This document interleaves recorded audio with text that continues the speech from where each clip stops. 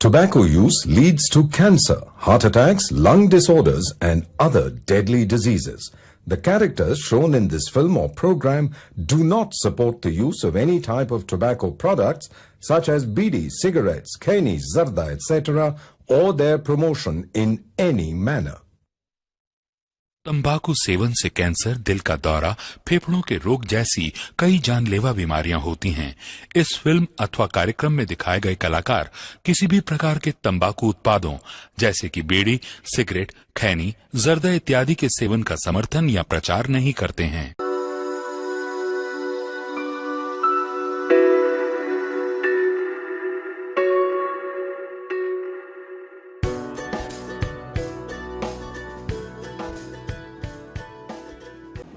Tobacco यानी तंबाकू का जो इस्तेमाल है ये समाज में बहुत कॉमन है। न केवल शहरी परंतु ग्रामीण क्षेत्रों में, न केवल पुरुषों में परंतु अब महिलाओं में भी स्मोकिंग, गुटखा, पान मसाला, शीशा, ये सारा आजकल हम क्लिनिक में आम तौर पे देखते हैं। क्या होता है इसका इफ़ेक्ट मेल और फीमेल फर्टिलिटी पे, यही विषय है आज का हमारा इस वीडियो का। इस वीडियो को अंत तक देखिएगा क्योंकि जो तंबाकू है उसके इफ़ेक्ट्स फर्टिलिटी पर बहुत ज़्यादा हैं और चौंकाने वाले हैं। सबसे पहले जानते हैं कि क्या वो तरीके हैं जिससे निकोटीन या तंबाकू का सेवन किया जाता है। आमतौर पर स्मोकिंग एक कॉमन तरीका है जिससे पुरुष, कुछ हद तक महिलाएं भी इस्तेमाल करती हैं आजकल। यदि हम स्मोकर्स की बात करें तो स्मोकर्स में डोज डिपेंडेंट रिडक्शन होता है सीमन क्वालिटी में।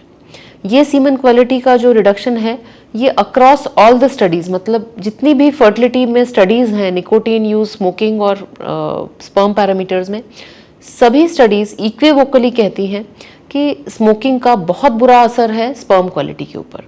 ये sperm volume, sperm concentration, sperm की चलन शक्ति यानी मोटिलिटी और उसकी मॉर्फोलॉजी, चारों पैरामीटर्स को कम करता है।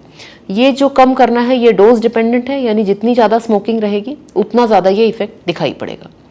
साथ ही साथ एक और इम्पॉर्टेंट पैरामीटर है जिसे स्पर्म डीएनए फ्रैगमेंटेशन कहा जाता है।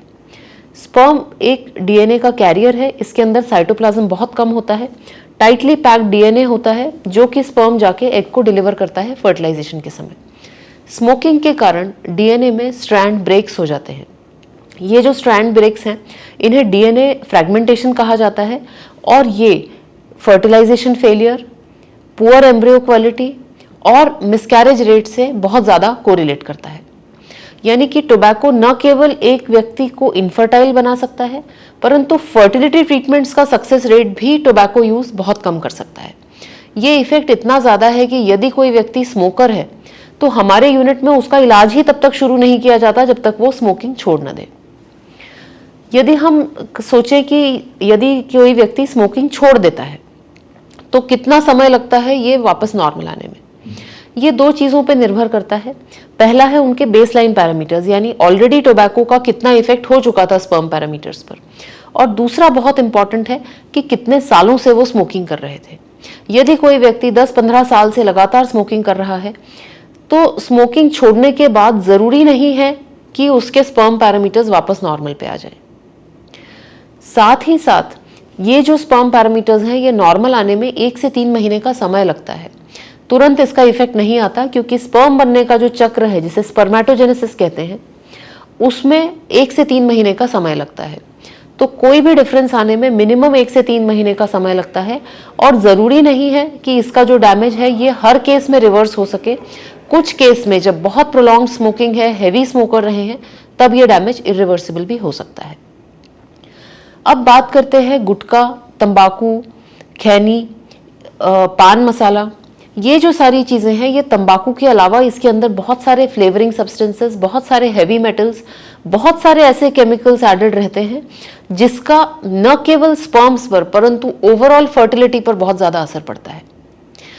पान मसाला खास तौर से हमारे देश में अब बहुत कॉमन हो गया है, बड़े बड़े फिल्म स्टार्स इसकी ऐड करते हैं, परंतु एक्चुअली ये कैंसर और संतानहीनता दोनों का सबसे बड़ा कारण है। मेरे क्लिनिक में आने वाले लगभग 30 से 40% व्यक्ति पान मसाला या तंबाकू के आदी होते हैं और उनकी रिपोर्ट देखकर ही हम बता सकते हैं कि ये खाते हैं क्योंकि उनके अंदर स्पर्म मॉर्फोलॉजी बहुत पुअर रहती है। स्पर्म मॉर्फोलॉजी यानी स्पर्म की बनावट, स्पर्म की बनावट जितनी नॉर्मल रहेगी उतना क्षमता रहेगी उस स्पर्म की एग को फर्टिलाइज करने की और एक हेल्दी एम्ब्रियो देने की। पुअर स्पर्म मॉर्फोलॉजी न केवल संतानहीनता का कारण है परंतु ये आपके आईवीएफ साइकिल को भी फेल कर सकता है। जहां तक बात आती है महिलाओं की, तो कई बार हमने देखा है शहरी क्षेत्रों में स्मोकिंग महिलाओं में अब बढ़ता जा रहा है। ग्रामीण क्षेत्रों में भी बीड़ी पीना या गुटखा खाना, तंबाकू खाना, पान मसाला खाना अब महिलाओं में आम हो चला है। तंबाकू खाने से या स्मोकिंग से जो फेलोपियन ट्यूब्स हैं उसके सीलिया डैमेज होते हैं और ट्यूब का जो फंक्शन होता है एक को उठाने का वो बराबर नहीं होता, ट्यूब्स एक तरीके से पैरालाइज हो जाती हैं। तो ऐसे केसेस में संतान उत्पत्ति की क्षमता बहुत कम हो जाती है। साथ ही साथ स्मोकिंग एक बहुत बड़ा कारण है ओवरी के अंदर के फंक्शन को कम होने का। आजकल हम जानते हैं कि AMH का स्तर बहुत कम रहता है, महिलाओं का बहुत कम एज में ही एग्स की संख्या कम हो जाती है।